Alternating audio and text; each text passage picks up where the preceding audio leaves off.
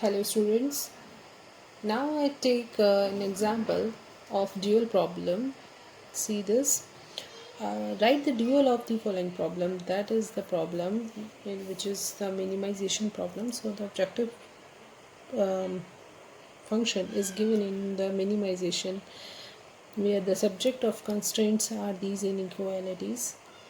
These are the decision variables that is greater than equal to 0. क्या होता है कि जब हम जानते हैं मिनिमाइजेशन की प्रॉब्लम है और हमें इसका क्या निकालना है, ड्यूअल निकालना है, तो इस तरह से प्राइमल प्रॉब्लम हमको गिवन है और हमें इसको क्या निकालना है, ड्यूअल प्रॉब्लम निकालनी है। तो देखो मिनिमाइजेशन की है तो हमें सबसे पहले क्या करना होगा कि मिनिमाइजेशन प्रॉब्लम में हमारे पास जो सारी कंस्ट्रेंट्स हैं वो कैसी होनी चाहिए, ग्रेटर देन इक्वल टू की साइन में होनी चाहिए। तो देखो ये तो हमारी ग्रेटर देन इक्वल टू में ही है, ये हमारी लेस देन में है, ये हमारी इक्वल में है। इसका मतलब इनको हमें चेंज करना होगा सबसे पहले। तो किसी भी प्रॉब्लम को जब ड्यूअल में चेंज करेंगे तो हमें इन्हीं बातों का ध्यान रखना है कि वो मैक्सिमाइजेशन में दिया हुआ है या फिर मिनिमाइजेशन में दिया हुआ है। मैक्सिमाइजेशन में होगा तो सब कैसे हो जाएंगी, लेस देन इक्वल टू की, और अगर मिनिमाइजेशन में दिया हुआ है तो ग्रेटर देन इक्वल टू के साइन के साथ आएंगी। तो देखो सेकंड कंस्ट्रेंट को हम क्या करेंगे, चेंज कर लेंगे। ठीक है, इसको ये लेस देन में दिया हुआ है, इसको चेंज करके -1 से मल्टीप्लाई करेंगे पूरी इक्वेशन को, तो ये भी कैसी हो जाएगी, ग्रेटर देन इक्वल टू के साइन में आ जाएगी। ठीक है, थर्ड कंस्ट्रेंट हमारी कैसे दी हुई है, इक्वल में दी हुई है। तो जब इक्वल में आती है कोई भी कंस्ट्रेंट तो हम उसको ब्रेक करते हैं टू इनइक्वालिटीज़ में। ठीक है, तो देखो कैसे आएगी,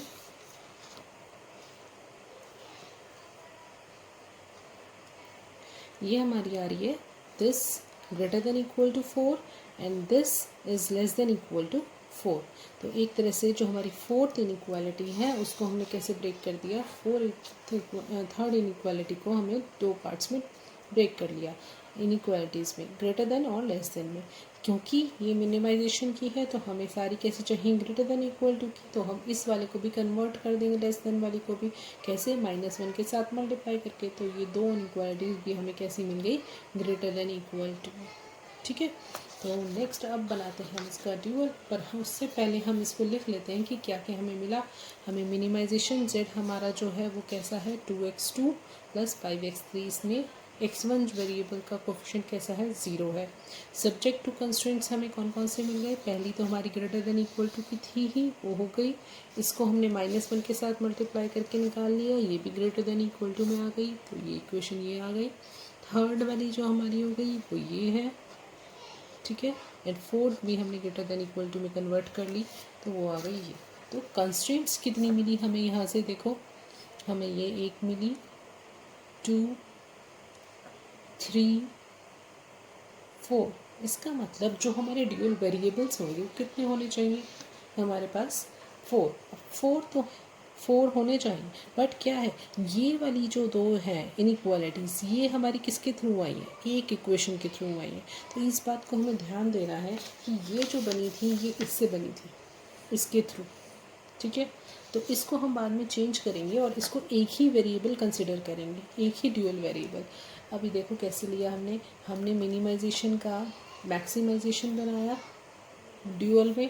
तो ड्यूअल में जब बनाएंगे तो ऑब्जेक्टिव फंक्शन w की फॉर्म में आएगा, और वेरिएबल्स हमने कौन कौन से कंसिडर करने हैं, इधर RHS से, तो 2y1 - 6y2 + 4y3 dash y3 double dash, क्योंकि ये दोनों तो एक ही इक्वेशन से मिलके बनी है ना, इनइक्वालिटी से, तो इसको हम y3 ही कंसिडर करेंगे। पर अभी हम y3 डैश और y3 डबल डैश ले रहे हैं क्योंकि 4 इनइक्वालिटीज़ थी, पर सेम सब्सक्रिप्ट्स के साथ क्यों ले रहे हैं हम, क्योंकि ये एक ही कंस्ट्रेंट से मिलके बनी थी। कौन से वाले, जो हमारे पास थी x1 - x2 + 3x3 = 4। इसके थ्रू हमने दो इक्वेशंस को निकाला था, तो उनके थ्रू ही आई है, तो इसको y3 dash - y3 double dash करेंगे। ठीक है, और अब हम जानते हैं अगर हम इसकी मैट्रिक्स बनाएं, कोफिशिएंट मैट्रिक्स, तो वो कैसे बन के आएगी, यहाँ पर वो हमारी आएगी यहाँ पर 0। ठीक है, 1, 0 नहीं आएगा, पहले वाला ही 1 है, तो यहाँ आ जाएगा 1, 2 और फिर 0, 3 वेरिएबल यहाँ पर 0 है। फिर आएगा यहाँ पर -2, -1, -6, 1, -1 3 -1 1 माइनस के 3, ठीक है। तो इसके थ्रू जब हम निकालेंगे तो यहाँ पर क्या हो जाएगा, इसका ट्रांसपोज ले लेंगे। जब ट्रांसपोज लेंगे, ठीक है, तो यहाँ पर सपोज करो ये तुम्हारी ए है, तो जब ट्रांसपोज निकालोगे तब कैसी बन जाएगी, ए ट्रांसपोज में क्या हो जाएगा, यहाँ पर क्या आ जाएगा 1 2 0, यहाँ पर 1 है हमारे पास, ठीक है ना। फर्स्ट वेरिएबल में 1 1 है हमारे पास, तो ये है 1 1 0, ओके। तो इस तरह से क्या हो जाएगा यहाँ पर 1 1 0, ठीक है। -2 -1 माइनस के 6 1 माइनस के 1 3 माइनस के 1 1 माइनस के 3, ये हमारी ट्रांसपोज मैट्रिक्स आई है। वेरिएबल्स आपने डिसाइड कर लिए कौन कौन से हैं, y1 y2 y3 dash y3 double dash. तो बस इसके थ्रू इनके अकॉर्डिंग लगा दो यहाँ पर y1 -2 y2 y3 dash y minus के y3 डबल डैश।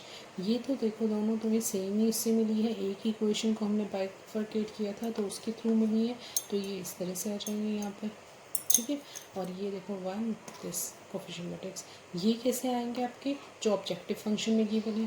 देखो ऑब्जेक्टिव फंक्शन में यहाँ पर क्या गिवन था हमारे पास 0 2 5, तो 0 2 5 अब ये आ जाएंगे। यहाँ के वेरिएबल्स जो थे अब वो 2 6 इनके थ्रू हमें ऑब्जेक्टिव फंक्शन में मिल गया कोफिशिएंट्स, क्लियर। तो इस तरह से हमारे ड्यूअल वेरिएबल्स कैसे आ गए, y1 y2 y3 dash y3 double dash. अब हम क्या कर सकते हैं, हम इसको सब्सटीट्यूट कर सकते हैं y3 से रिप्लेस करके, क्योंकि ये एक ही इक्वेशन से एक ही कंस्ट्रेंट के थ्रू हमें मिली है, तो हम इसको y3 पुट कर सकते हैं। तो इसको क्या हो जाएगा यहाँ पर देखो 4/3, ठीक है। अब जहाँ पर भी हमारा y3 dash minus y3 double dash है, उसके थ्रू हमने क्या लिख दिया y3 रिप्लेस कर दिया। तो अब ये चीज़ ध्यान रखने वाली है कि देखो y1 y2 greater than equal to 0 है, नॉन नेगेटिव है, एंड y3 को हमें बताना होगा कि वो कैसा है, अनरिस्ट्रिक्टेड इन साइन है, क्योंकि y3 को हमने कैसे लिया है y3 dash minus y3 double dash. अब उस पॉइंट पे आओ जो मैं तुम्हें बता रही थी, वो पॉइंट यही एक्सप्लेन करता है, क्या था वो पॉइंट ये था कि the variable corresponding to the equality equation in the constraint will be unrestricted in sign in dual.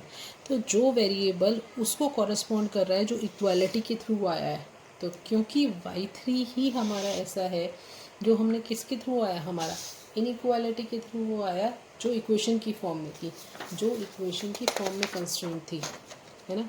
ये वाला जो थर्ड कंस्ट्रेंट थी हमारी, थर्ड y3 किससे निकल के आया, वो y3 ड्यूअल वाला, वो इसी वाली इनइक्वालिटी के साथ आया जो इक्वल फॉर्म में रख रहा था, ठीक है ना। उसके थ्रू ही तुम्हें ये अनरिस्ट्रिक्टेड वाला वेरिएबल मिला है y3। बाकी तुम्हारे सारे दोनों कैसे हैं, नॉन नेगेटिव में।